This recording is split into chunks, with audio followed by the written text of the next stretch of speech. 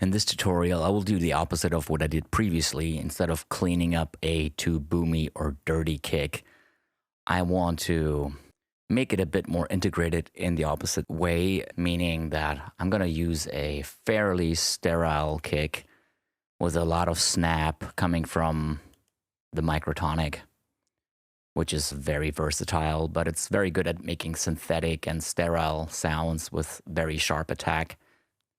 In this example, I think it's a good source for the example I'm trying to show.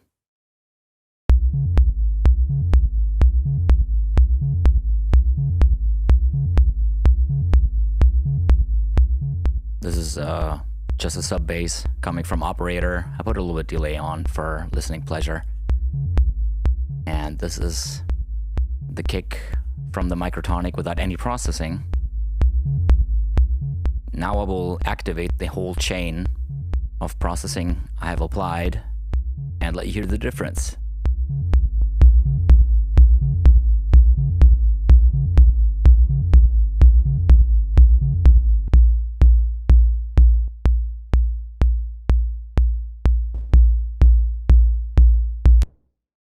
Okay, let's go through the processes. The first thing I did is add a tiny bit of reverb set completely to mono. I don't usually do this as a default, but for this example, I thought it's a good thing to add a tiny bit of reverb and afterwards saturate it. So let the source and the reverb glue a bit together. I just wanted to have like a texture, like a noise, grainy thing on top. And of course, it's really dull and adjusted to taste. I will play around with this a little bit and let me bypass all the other processes.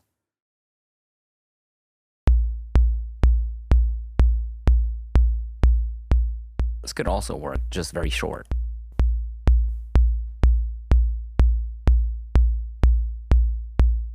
And as you can hear, it definitely adds some mid-rangey grain.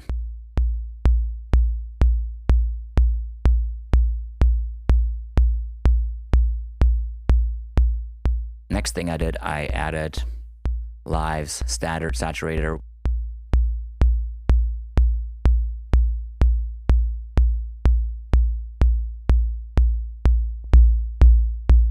As you can hear, it does a lot.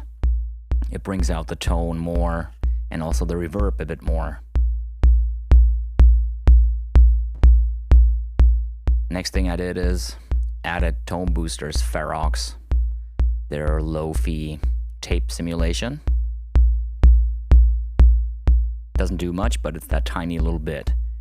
And by the way, you should also look at the metering of the channel, so you're not getting fooled by some volume differences, but I'm trying to level match these things quite exact with processing on and off.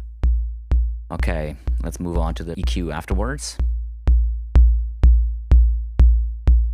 Not so much. I added a tiny bit at around 106 Hertz for a bit more punch in the chest instead of the very low boom that this kick drum has, as you can see here, around 50 Hertz or so. And then I removed a tiny bit of mids to reduce the tone. And the last thing I did here is I used the compressor in a way that is often suggested not to do, with a super short attack, especially on kick drums, because people say, hey, save the transients. But in this case, the transient is so strong, that snap, that I definitely want to cut off a little bit and have more of the oomph and the tone of the kick drum, not that snap. Again, everything is level matched. I'm not doing a whole lot of compression, maybe at most, I guess 5 dB. It's not so easily visualized here on the compressor, but definitely pushes the whole thing a bit more forward. I give you one last example with on and off.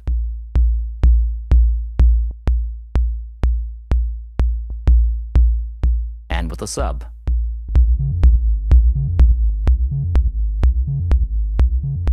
And this, without the processing, you almost just hear the snap. You don't even hear the lower part because the sub bass is kind of masking it. But once I turn this processing on, you can hear the kick coming through. So this is just a rough processing. If I would work this on a track, I would fine-tune things a little bit more and sidechain the sub bass with the kick and stuff like that to make it a bit more perfect. I hope this helps.